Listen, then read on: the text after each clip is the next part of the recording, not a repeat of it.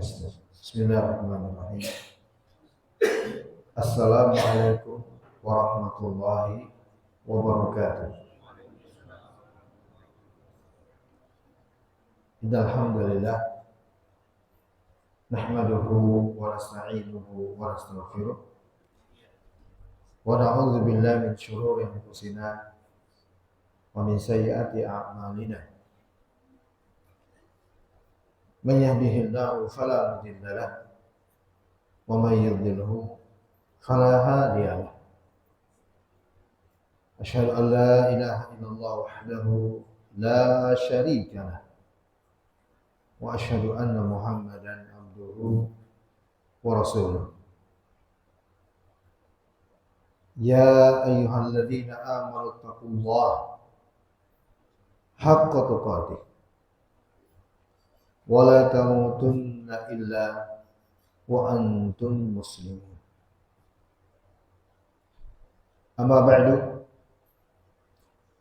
ya ma'syaral muslimin wal muslimat, Bapak Ibu, para orang tua yang saya muliakan, hadirin jamaah Masjid As-Salam yang saya hormati, kaum muslimin wal muslimat, semoga semua senantiasa mendapat rahmat dari Allah Subhanahu wa taala. Alhamdulillah kita bisa berkumpul kembali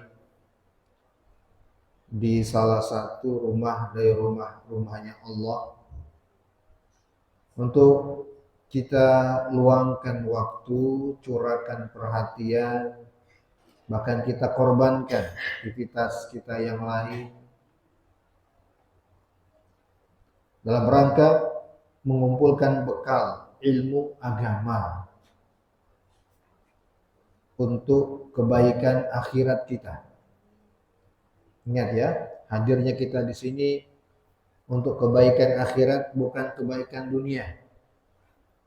Jangan datang ke sini kalau untuk mencari kebaikan duniawi, tidak.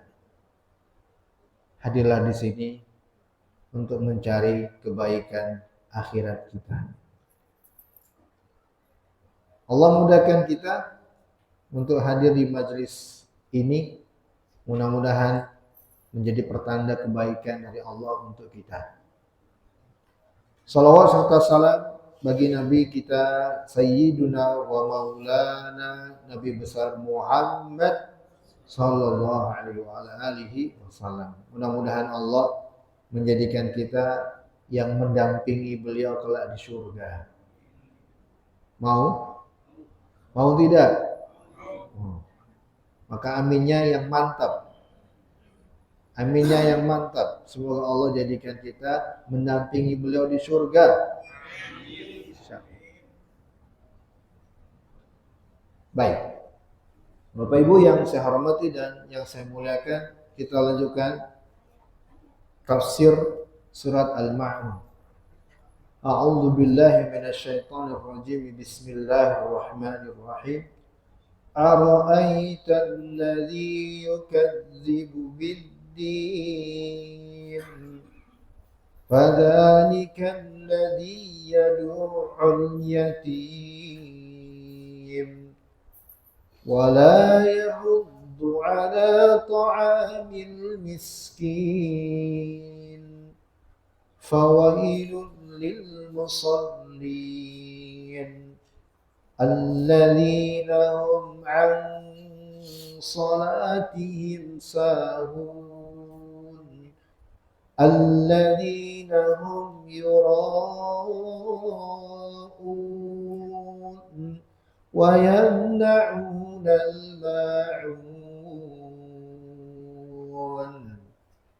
Allah Subhanahu wa ta'ala berfirman, jika engkau perhatikan keadaan orang yang mendustakan agama. Ini ayat yang pertama. Yaitu demikian orang yang menghardik anak yatim. Ya, kedua. Dan demikian pula orang yang tidak menganjurkan untuk memberi makan bagi orang miskin. Ayat yang ketiga. Dan demikianlah celaka bagi orang yang salat, yaitu orang-orang yang terlalaikan terhadap salatnya. Dan demikian juga orang-orang yang senantiasa berbuat riya dan enggan untuk memberi pertolongan dengan hal-hal yang berguna. Baik, ayat 1, 2, dan 3, alhamdulillah kita telah mengambil pelajaran darinya dari tafsiran para ulama. Ayat yang pertama, Allah awali dengan menyebut orang yang mendustakan agama. Ya, predikat dari Allah, orang yang mendustakan agama.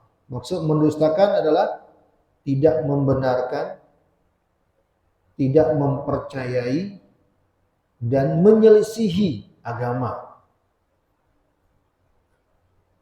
Ini ayat pertama, dan ayat pertama ini merupakan predikat. Allah dahulukan menyebut predikat. Bagi siapa predikat ini? Bagi orang yang sifatnya 1, 2, 3, dan 4 di ayat-ayat setelahnya. Ayat yang kedua, ini orang yang pertama yang dianggap mendustakan agama itu. Siapa dia? Yang menghardik anak yatim, tidak memperhatikan, mencela, menelantarkan anak yatim. Ya, kita telah bahas pelajaran-pelajaran terkait dengan ini. Orang yang kedua siapa? Yang tidak menganjurkan untuk memberi makan fakir miskin. Orang yang tidak menganjurkan, tidak memotivasi untuk memberi donasi, santunan kepada fakir miskin. Nah, di sini saya tambahkan pelajaran.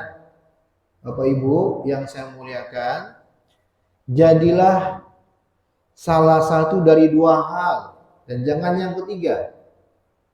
Dari 3 jenis orang dalam masalah ini.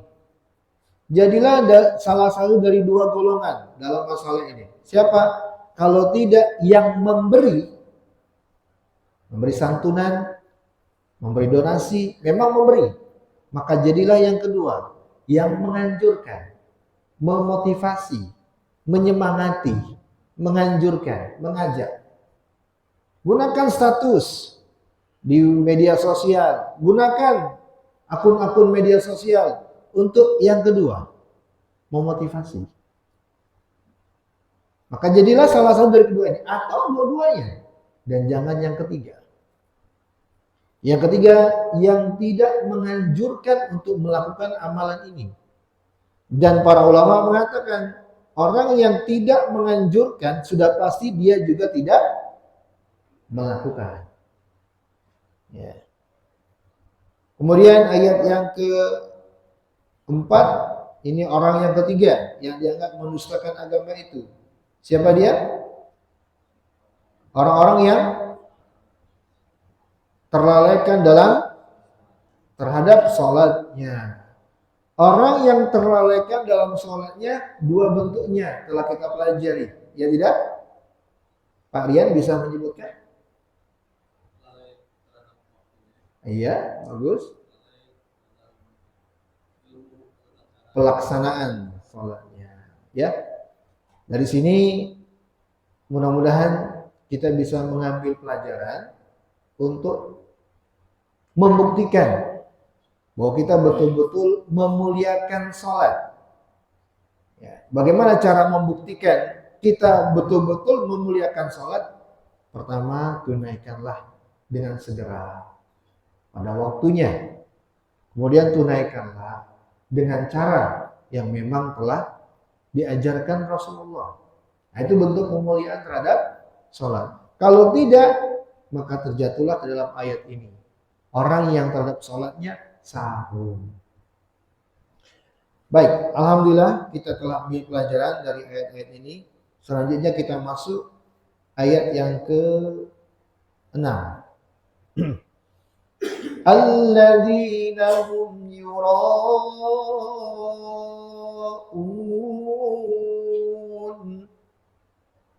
Dan demikian juga orang-orang yang senantiasa berbuat riya. Ini adalah golongan selanjutnya yang Allah sebut di awal surat sebagai orang-orang yang mendustakan agama. Lihat ya, perbuatan riya Allah sebut sebagai bentuk mendustakan agama. Ya. Kenapa dianggap mendustakan agama? Karena riya itu sangat-sangat bertentangan dengan prinsip dasar agama, yaitu keikhlasan. Agama kita dasarnya ikhlas. Itu yang paling mendasar, tidak ada yang lebih mendasar daripada ini. Agama kita mengajarkan keikhlasan. Keikhlasan adalah beragama atau beribadah hanya karena Allah. Hanya karena siapa? Allah. Sementara riya bertentangan dengan hal ini. Oleh karena itulah pelakunya disebut dengan mendustakan agama. Baik, Bapak Ibu yang saya hormati dan yang saya muliakan, ini pembahasan kita. Selanjutnya, tafsir untuk surat Al-Ma'un pada ayat yang ke-6 ini. Alladzina hum yura'un.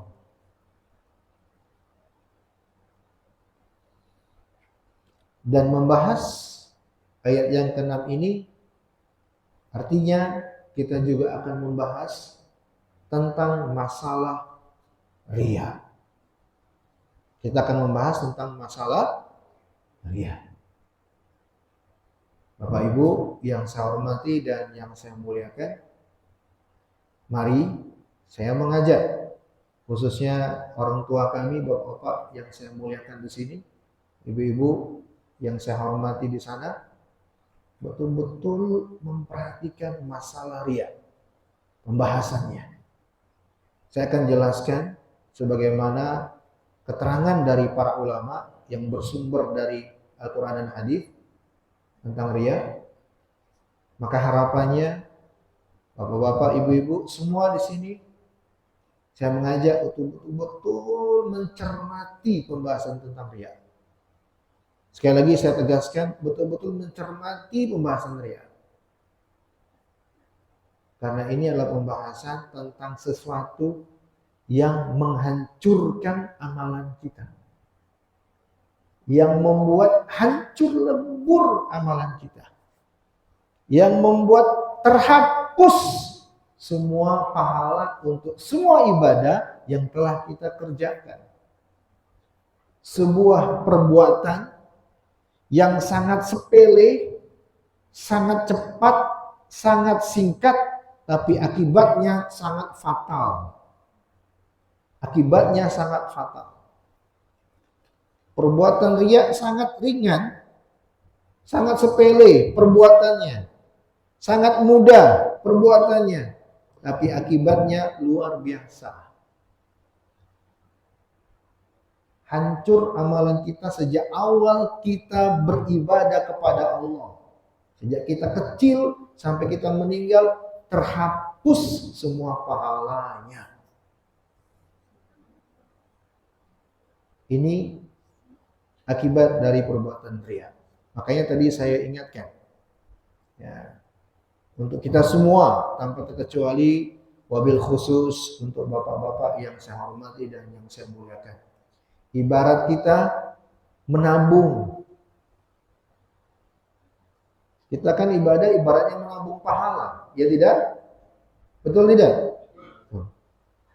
Ya, saya ilustrasikan seperti menabung. Ya, penuh tabungannya. Di akhir masa ketika kita hendak mengambil hasil tabungan, ternyata zong. Apa arti zong? Apa arti zong? Hilang. Ya, nggak ada isinya sama sekali. Bahkan bukan hanya seperti itu, ditambah lagi dicampakkan ke dalam neraka. Dalam sebuah hadis yang diriwayatkan oleh Imam Bukhari dan Imam Muslim, Nabi menggambarkan 3 orang. Nabi menggambarkan 3 orang yang telah melakukan amalan-amalan besar dalam Islam ini. Dan Nabi ternyata sebutkan bahwa mereka adalah 3 golongan yang kelak di akhirat termasuk yang pertama kali dicampakkan ke dalam neraka. Yang pertama kali dimasukkan ke dalam neraka. Bentuk penghinaan bagi mereka. 3 golongan yang telah melakukan amalan-amalan luar biasa, kontribusinya dalam Islam ini. Apa 3 amalan yang telah mereka lakukan dari 3 orang tersebut? Yang pertama kata Nabi alaihi salatu wassalam, yang pertama orang yang berjihad, berperang melawan musuh, yang mengorbankan nyawanya, menghabiskan harta bendanya untuk membela agama, membela umat Islam. Ini kan amalan yang luar biasa kontribusinya untuk Islam. Betul tidak? Oh, luar biasa ini. Ya. Orang yang pertama dengan jihadnya dihadapkan, dibangkitkan kelak di hadapan Allah Jalla wa'ala, kata Nabi alaihi salatu wassalam, ditanyakan kepadanya, apa yang telah engkau lakukan? Atau apa amalanmu? Kata orang tersebut, ya, aku berjihad untuk mencari mati syahid. Ya, untuk mencari mati syahid. Dan Allah Maha tahu. Sehingga didustakan. Kadzabta. Engkau telah dusta dengan pengakuanmu. Engkau berjihad. Qatalta li ayyuqal jari. Bahwa engkau berperang sampai terbunuh karena engkau ingin mendapat gelar sebagai pahlawan. Bentuk riya agar dapat pujian. Ya. Maka kata Nabi alaihi salatu wassalam, orang yang pertama ini ulqiya finnar, dilemparkan ke dalam neraka. Jihad loh. Jihad. Jihad, amalan besar. Orang yang kedua didatangkan kembali, kata Nabi alaihi salatu wassalam, seorang qari'ul Qur'an, ahli Al-Quran. Ahli Al-Quran. Dia yang bagus bacaannya. Dia yang sangat berilmu akan Al-Quran. Dia yang sangat pandai akan tajwid. Bahkan dia mengajarkan Al-Quran. Maka dia disebut dengan qari'ul Quran. Allah Jalla wa'ala bangkitkan dia dan perlihatkan padanya apa yang telah dia kerjakan. Lalu ditanyakan, apa yang telah engkau amalkan? Orang tersebut menjawab, ta'allamtul ilma. Aku ajarkan ilmu akan Al-Quran. Wa qara'tu fikal Quran. Aku juga membaca Al-Quran. Allah lagi-lagi mengungkap hakikat dan kenyataan. Kadzabta, engkau berdusta. Karena sesungguhnya engkau terhadap Al-Quran ingin mendapat pujian agar dikatakan sebagai alim, agar dikatakan sebagai pandai Al-Quran. qari, dan engkau telah mendapatkannya. Dia pun tak bisa membantah. Akhirnya orang ini sama dengan orang yang pertama dilemparkan ke dalam neraka. Orang yang kedua ini dalam riwayat yang lain disebut juga sebagai orang yang berilmu akan agama. Orang yang memiliki ilmu agama. Setiap orang yang mengajarkan ilmu agama akan diperhadapkan dengan kondisi ini.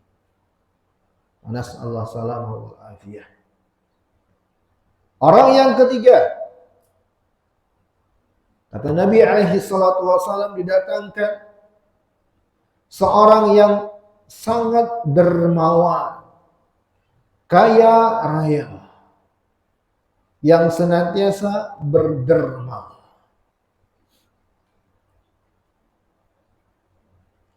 Orang tersebut dibangkitkan dan diperlihatkan apa yang telah dia kerjakan. Ditanyakan padanya, apa yang telah engkau kerjakan? Dia menjawab, aku telah berinfak fiha, ya, untuk karenamu ya Allah. Dan Allah kembali membongkar hakikat yang takkan pernah ada yang membantahnya. Engkau dusta, walakinnaka fa'alta liyuqal huwa jawad. Tapi engkau lakukan semua itu agar engkau mendapat pujian, diberi gelar sebagai dermawan. Akhirnya orang itu sama dengan dua orang yang telah mendahuluinya, dia pun dilemparkan ke dalam neraka.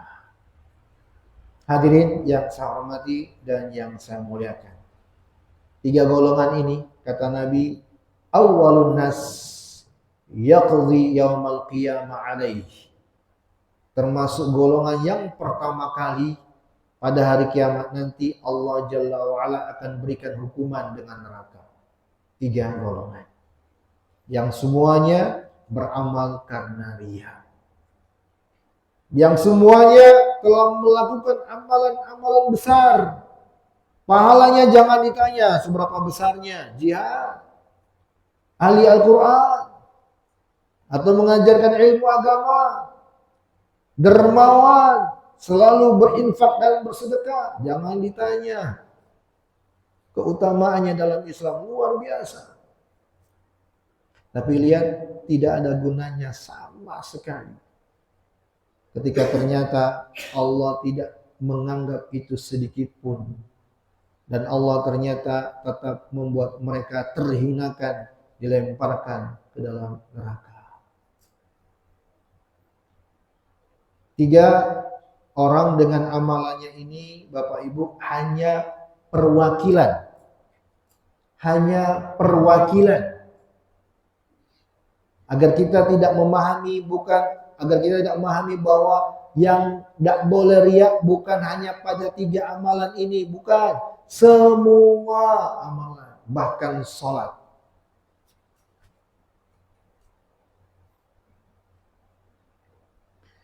Saking mengerikannya riya ini, Bapak Ibu yang saya muliakan, saking mengerikannya dampak riya ini, dalam sebuah hadis dari Abu Sa'id Al-Khudri, Nabi pernah mengungkap dengan kalimat, ala ukhbirukum bima huwa akhwafu ma alaikum min masihid dajjal. Ketahuilah, maukah kalian aku kabarkan dengan sesuatu yang lebih aku khawatirkan, lebih aku takutkan ketimbang Dajjal.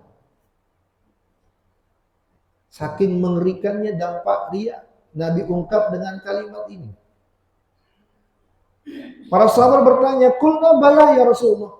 Mau ya Rasulullah, kabarkan kabar kami. Apa itu? Lalu Nabi berkata, asyirkul khafi.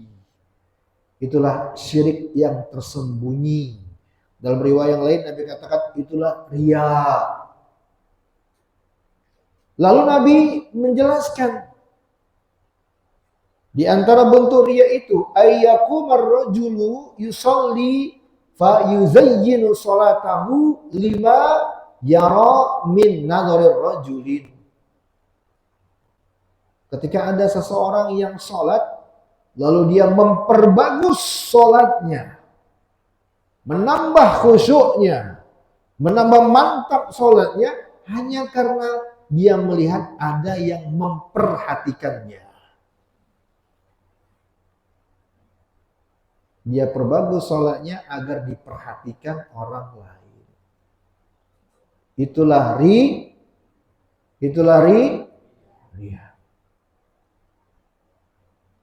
Hadirin Bapak Ibu yang saya hormati dan yang saya muliakan. Ya. Maka riya sungguh sangat mengerikan dampak darinya. Ya. Akan menggugurkan pahala kita. Menggugurkan pahala kita. Apakah pahala yang dihinggapi riya atau secara keseluruhan? Karena bentuk riya juga ada yang hanya berpengaruh kepada amalan tertentu, ada yang berpengaruh kepada seluruh amalan. Sekali lagi saya mengajak untuk semua jamaah di sini agar betul-betul memperhatikan masalah riya ini. Mudah-mudahan Allah menjauhkan kita dari riya. Baik, riya kata para ulama berasal dari kata ru'yah al-basariyah. Riya secara bahasa maknanya adalah penglihatan mata. Dan secara istilah riya adalah izharul ibadah liqasdi ru'yatin nasi laha fayahmaduna sahibaha. Riya itu adalah amal ibadah yang dilakukan oleh seseorang. Amal ibadah yang dilakukan oleh seseorang yang tujuannya agar diperhatikan oleh orang lain, agar diperhatikan oleh orang lain untuk mendapat pujian dari mereka. Nah, para ulama menjelaskan, Bapak Ibu yang saya muliakan, kalau definisi riya seperti ini, ya ini bertujuan untuk mendapatkan pujian dari orang lain, maka sama halnya dengan yang disebut as-sum'ah. Sum'ah. Ya. Yang berbeda hanya pada bentuknya, tapi tujuannya sama. Riya, sum'ah, kalau riya ingin diperhatikan orang, dilihat. Kalau sum'ah ingin didengar oleh orang lain. Itu istilah sum'ah. Riya dan sum'ah sama muaranya, tujuannya. Apa itu? Agar mendapat pujian orang lain. Maka sum'ah hukumnya sama dengan riya. Sum'ah pembahasannya sama dengan riya. Kemudian hadirin yang saya muliakan, riya itu dalam pembahasan akidah pada asalnya hukumnya syirik asghar. Riya pada asalnya hukumnya syirik asghar. Syirik kecil.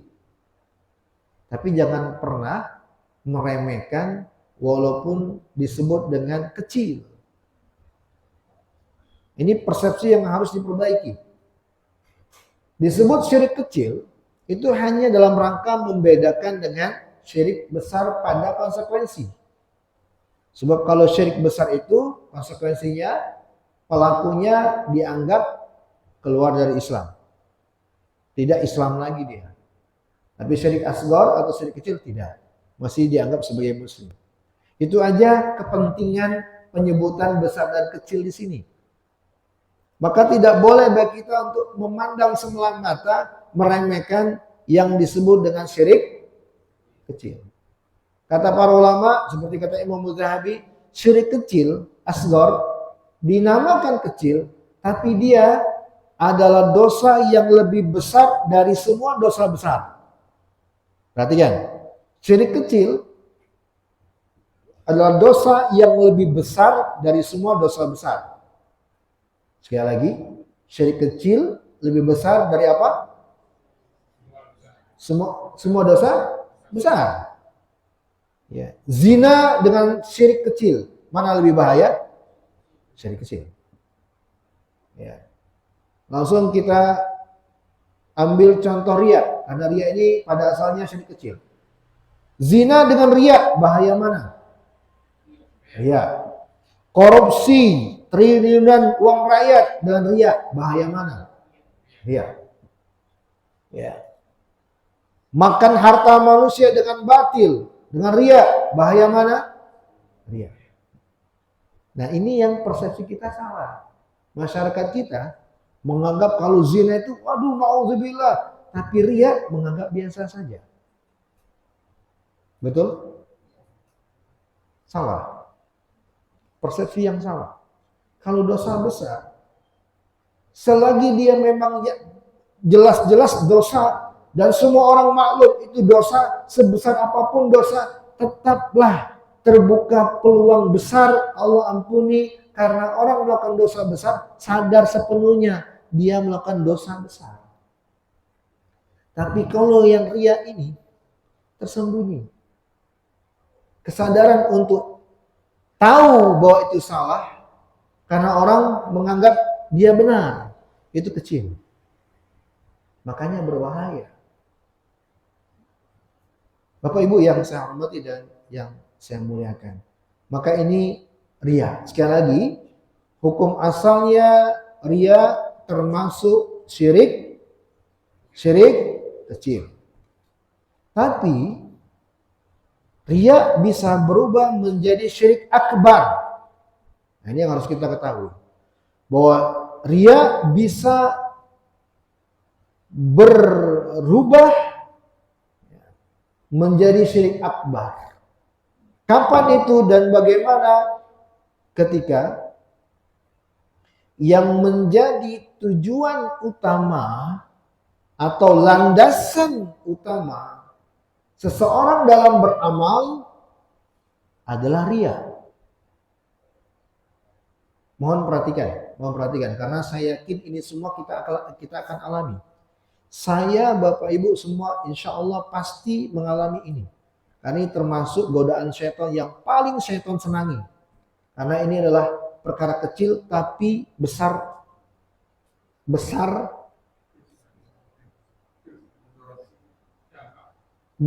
yang diinginkan oleh syaitan. Jadi syaitan itu kan punya tujuan-tujuan tuh. Tujuan kecil, tujuan sedang, tujuan besar. Nah, tujuan paling besarnya syaitan adalah agar kita menjadi teman dia kelak di neraka, dan paling cepat mewujudkan tujuan ini seperti ini nih, riya. Kalau dosa-dosa itu masih ada potensi bertaubat pada pelakunya, makanya syaitan untuk hal-hal yang jelas-jelas dosa mungkin syaitan nggak terlalu semangat menggodanya untuk jelas-jelas dosa, tapi untuk yang seperti ini, yang samar-samar seperti itu paling senang. Na'udzubillahi minhum. Semoga Allah melindungi kita dari mereka. Karena ini paling cepat untuk mewujudkan keinginan syaitan. Bisa dipahami? Maka saya katakan tidak ada di antara seorang kita pun yang selamat dari riya kecuali Allah yang menyelamatkan kita. Tidak ada. Karena kita semua diperhadapkan oleh syaitan. Maka mohon perhatikan, bedakan antara orang yang memang tujuan ibadahnya karena Allah, tujuan utamanya karena Allah, dengan orang yang tujuan ibadahnya bukan karena Allah. Dan bedakan juga dengan orang yang tujuannya adalah Allah dan dia punya keinginan. Kalau yang namanya tujuan, maka sesuatu yang diperjuangkan dan dia selalu mengarah ke sana, yang namanya tujuan. Tapi yang namanya keinginan, terpenuhi, syukur. Nggak terpenuhi, nggak masalah. Ini dua hal berbeda. Bisa dipahami ini? Saya beri ilustrasi dulu. Nah, kalau seandainya orang yang dari awalnya memang karena Allah tabaraka wa ta'ala dalam perjalanannya ada keinginan-keinginan, maka ini nggak masalah. Paham ini? Paham tidak? Tapi kalau memang dasarnya, landasan utamanya adalah bukan karena Allah, tapi berupa tujuan, berupa pujian manusia, sanjungan orang lain. Nah, ini jelas syirik akbar, riya yang dihukumi syirik akbar. Kalau dasarnya memang tujuan utamanya riya adalah riya. Kalau riya yang syirik asghar tadi, perhatikan, kalau riya yang syirik asghar tadi adalah seseorang yang beramal dari awalnya karena Allah. Di dalam perjalanan ada orang. Lalu timbullah niatan untuk mendapatkan pujian orang tadi. Berarti niat utamanya masih karena Allah. Riya menghinggapinya. Para ulama mengatakan seperti Imam Ibnu Rajab, Imam Ahmad juga menerangkan kalau orang ini ketika dia beribadah dihinggapi riya dan dia berusaha untuk melawannya. Ini nanti saya sampaikan kiat-kiat untuk melawan riya. Dia berusaha untuk melawannya. Maka ini aman. Ya, ini kondisi aman. Nabi bersabda, ya, man kana yusi'u sayyi'atuhu fahuwa mu'min. Barang siapa yang tidak membuat tenang dirinya, kesalahan yang dia lakukan, maka dia masih terjaga dalam keimanan. Dia nggak tenang ini. Riya menghinggapi dia, tapi dia nggak nyaman dengan itu. Dia lawan. Paham? Maka ini aman. Tapi kalau yang begini dihinggapi riya dan dia nyaman, nah ini namanya riya asghar, syirik asghar tadi. Paham? Ini yang riya yang hukumnya syirik asghar tadi, syirik kecil tadi. Beda dengan yang pertama tadi. Kalau yang pertama tadi memang riya dari awal. Dia syirik akbar. Kenapa? Kalau seandainya memang dari awal ibadah, tidaklah dia datang ke masjid untuk sholat, kecuali karena ingin diperhatikan oleh orang. Ingin dipuji oleh jamaah, oleh tetangga. Dikatakan rajin sholat, dikatakan alim, dikatakan soleh, soleha. Memang itu tujuan dia berangkat dari rumah untuk ke masjid. Ini riya yang hukumnya syirik akbar. Kenapa syirik akbar? Karena dia dihukumi sama dengan menyembah orang itu. Ya. Tapi kalau dia dari awal, dari rumah ke masjid, tujuannya untuk mencari pahala dari Allah. Gak peduli dengan orang.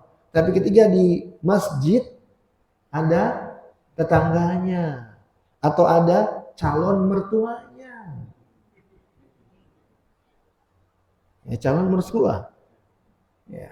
Biasa, kalau seorang pemuda ketemu yang namanya calon mertua, pasti berubah itu, panas dingin itu. Nah, yang seperti ini pasti, saya yakin insya Allah riya itu akan timbul. Ya tidak? Nah, yang ini namanya riya syirik asghar.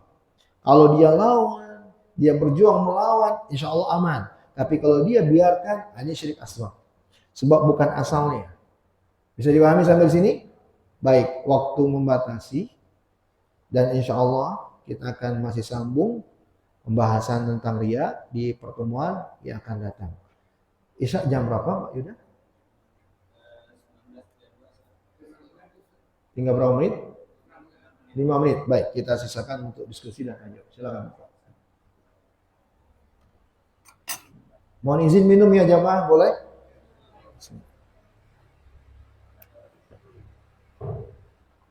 Alhamdulillah. Waalaikumsalam warahmatullahi wabarakatuh.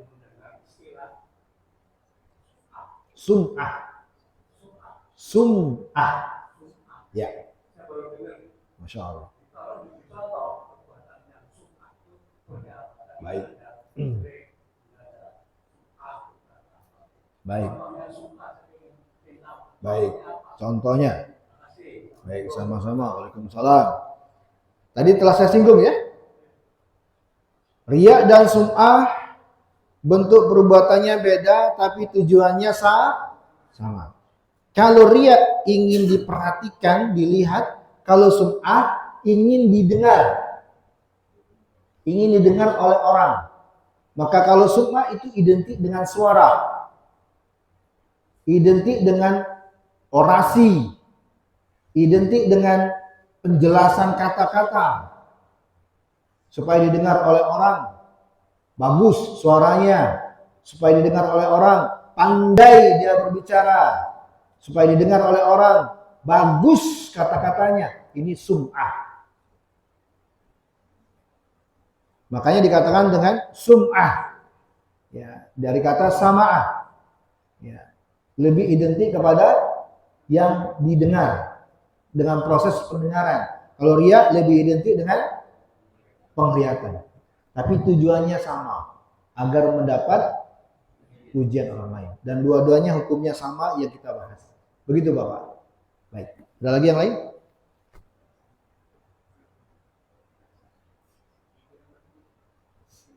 Relax Bapak-Bapak, santai aja. Karena insya Allah di pertemuan akan datang bisa bersambung ya. Ya. Silakan. Ya. Kita ini sudah sulit. Gimana? Itu dalam sulit. Ya. Soalnya kita mau ke masjid, ya. Itu orang haji masjid, orang yang pertama kita menahannya karena kita sebodoh, itu kita dapat. Kayak sini saya tanyakan dalam hal ini untuk memainkan itu kan setiap kali, padahal itu juga sama-sama kita orang muslim, bukan orang Islam. Jadi pertama yang saya tanyakan, bagaimana kita mengatasinya? Dengan perasaan tadi kita yang diomongin. Ya. Terus yang kedua, bahwa kita ini apakah perlu mengucapkan itu kepada saudara kita yang berkekurangan ini. Jadi apa? Makanya ini mungkin yang perlu sekali saya melihat suatu kebiasaan orang lingkungan kita itu suka menguji, suka bersedekah ya. Sehingga kita rasa ingin bersedekah itu timbul karena ada sini itu. Karena kita benar ya, dengan keterangan dari Ustaz. Begitu kita melakukan apa yang tujuannya tadi tidak ada seperti itu, kemudian kita ada rasa itu. Nah ini bagaimana mengatasi itu? Apakah itu termasuk sirik kecil? Baik. Yang sangat, kalau saya besar saya jelas. Baik. Ya. Ya. Sekali lagi saya ingatkan Bapak Ibu. Insya Allah pembahasan kita masih bersambung ya. Dan akan saya khususkan segmen kiat-kiat menghindarkan diri dari riya. Tapi dengan ringkas dari yang ditanyakan oleh Bapak, maka jawabannya tergantung pelakunya Pak. Kalau dia dengan ucapan orang itu terpengaruh, kamu kok suka bersedekah, kamu kok suka sholat, dan ucapan itu terpengaruh, dia ambil ucapan itu sehingga berpengaruh pada dirinya, maka ini bisa riya. Riyanya syirik asghar atau akbar tergantung lagi. Kalau dengan setelah kejadian itu dia betul-betul menjadikan orang yang memujinya ini sebagai tujuan utama, syirik besar.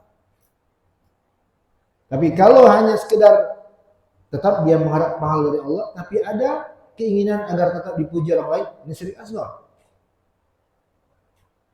Jadi mohon dibedakan ya syirik besar dan syirik asghar pada riya ini.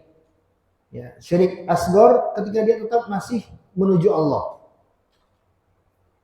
Ya, tapi dia terpengaruh dengan ucapan-ucapan itu sehingga mengotori keikhlasan, keutuhan ikhlasnya. Ini riya asghar. Ya. Dan mungkin perlu dari sekarang saya ingatkan ya bahwa kita coba untuk selalu mengabaikan hal itu semua. Cobalah untuk mengabaikan itu semua.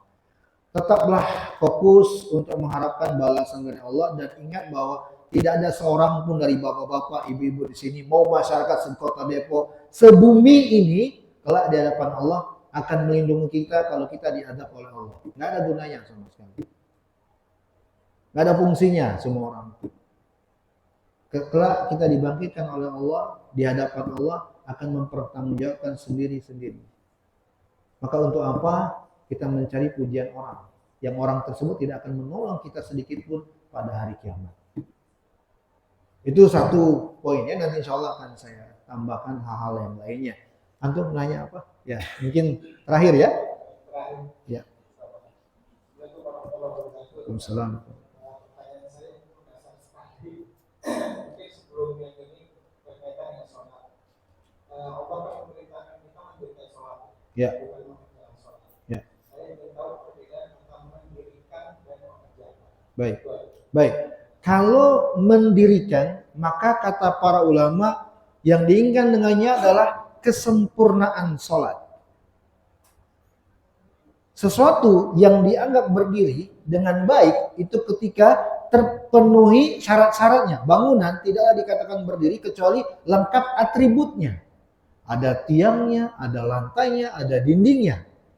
Baru dianggap berdiri. Makanya dikatakan dengan kata perintah fa'akim, berdirikanlah sholat. Karena diinginkan dengan sempurna. Sholatlah dengan penuhilah syarat-syaratnya, penuhilah rukun-rukunnya, penuhilah sunnah-sunnahnya. Sholat itu paling mendasar, paling tidak ada 3 yang harus kita ketahui. Dalam sholat ada syaratnya, dalam sholat ada rukunnya, dalam sholat ada wajib-wajibnya, dalam sholat ada yang sunnah-sunnahnya. Paling tidak 4 ini harus kita ketahui. Beda dengan mengerjakan. Kerjakanlah sholat. Kalau kerjakan sholat, yang penting sholat. Benar nggak benar, yang penting sholat. Makanya Allah tidak menggunakan kata kerjakanlah sholat. Tapi Allah gunakan kata apa? Dirikanlah sholat. Supaya kita lebih terdorong agar betul-betul memperhatikan bagaimana sholat itu terpenuhi dengan utuh. Ya, sehingga berdirilah sholat dengan utuh.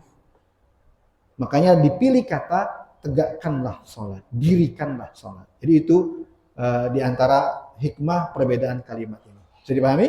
Baik, wallahu a'lam bishawab, kita cukupkan. Bapak Ibu, insya Allah kita akan sambung di pertemuan yang akan datang. Karena waktu membatasi. Kalau tidak, saya mau lanjut nih sampai subuh. Jazakumullah khairan, terima kasih. Semoga bermanfaat. Saya mohon maaf atas segala kesalahan dan kekurangan. Subhanakallahumma wa bihamdika asyhadu an la ilaha illa anta astaghfiruka wa atubu ilaik. Wabillahi taufiq wal hidayah. Wassalamualaikum warahmatullahi wabarakatuh.